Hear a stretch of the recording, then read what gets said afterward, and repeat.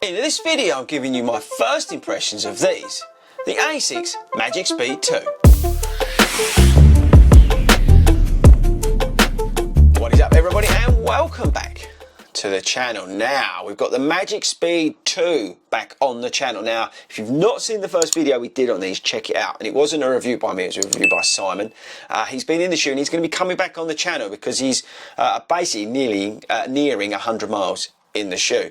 But I wanted to give you my first impressions of it. As a guess I'm about 25 miles, but let's say between 20 and 30 miles in the shoe, and I wanted to let you know what I think about it early doors because it's a completely different view to him. Now if you don't know anything about the shoe, it's £170 here in the UK, which is a load of money. We've got a full length carbon infused plate on the shoe. They switched it out versus the previous version, which was like a 3/4 length plate. We've got the FlyteFoam Blast Plus, and we've got a load of it under the forefoot here. We've got FlyteFoam in the heel.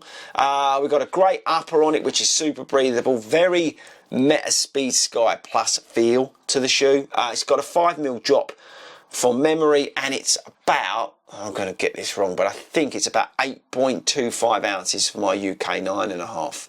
Now the shoe fits true to size, which is awesome. I would say straight out the bat, be careful in the heel, people. It's very narrow. We'll come on to that in a minute.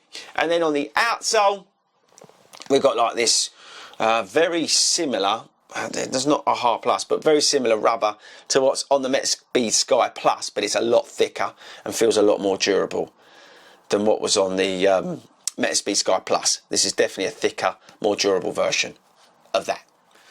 Okay, so for me, on the limited mileage that I've done on it, it's felt unstable, it's felt firm, and it's felt lifeless. I would much rather be in my Saucony Endorphin Pro 3s than these. I would much rather be in the Decathlon carbon plated shoe. I would much rather be in my Reebok Energy X than these. I've got a real problem here because this is £170, right? And you can get the Reebok for under £100. So it makes no sense to me why you'd buy this shoe.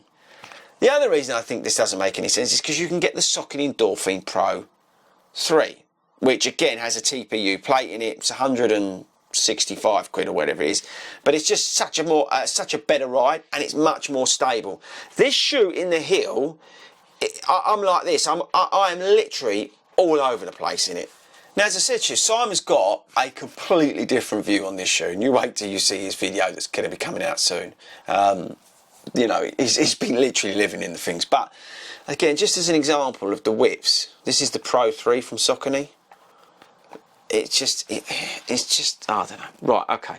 Let's try and get a little bit more constructive on this shoe, Fordy, before we get moaned at in the comments. So the things I do like is the upper. I like the fit. There's no denying that, and it is breathable. Can't deny that. I like the weight. I think the weight's good. I like the fact that it's got a TPU plate in it, so it's not as intrusive as a plate like in the Pro 3. It lacks the speed roll that you get in both the Saucony shoes. The FlyteFoam Blast Plus is a nice compound, but it's so far forward that unless you're absolutely nailing it on your toes, you're not really getting any benefit from it. You end up falling back onto the FlyteFoam, which is firm and it's unresponsive and it's boring. So if I'm measuring the ride in terms of speed, I'd give it, you know, a feeling of 5 or 6 out of 10, where I'd give the Pro or the Speed, you know, a 7 or 8 out of 10 because of the speed roll technology, because I'm getting that roll and that power off the power run PB with the plates. Do you see what I mean? And that's the thing with this shoe. It's just not coming alive for me. And maybe it's me as a runner that it's not working for. And go back to my point, Simon's view is completely different. But it just feels dead to me underfoot. I just can't light this shoe up for love nor money. And at £170, it's a disappointment. Now, I was expecting this shoe to rock my world. I really was. When I saw FlyteFoam Blast Plus, full length TPU or carbon infused plate, I'm thinking, yeah, ASICS have nailed it. So I can't underestimate or undersell to you how much of a disappointment to me this shoe is. But how have you found it? That's the key to this. Let us know in the comments, how have you found this? Now, I may be wrong, and I'm happy to be proven wrong on this. As I say, Simon's doing it every week. He even rang me up today and said, Fordy, I've just done 16 miles, 8-minute miles. I loved it. I flew along on the Magic Speed too. So it does show you that the shoe works. But for me, you know, with that slight, you know, instability issues, there's just something missing here. There's no secret sauce. And that's the biggest disappointment about it. I think because the Metaspeed Sky Plus was hyped so much, I was really hoping this would be a good shoe to sort of mirror that up, and it'd give you a good entry point at, you know, it's still £170, but you'd be able to get a good entry point into a shoe that maybe would give you some of that feelings from the Metaspeed Sky Plus. But yeah, I don't know. Early days at the moment, say 20, 30 miles, we'll come back, we'll do a performance review, but at the moment, this is a real disappointment for me.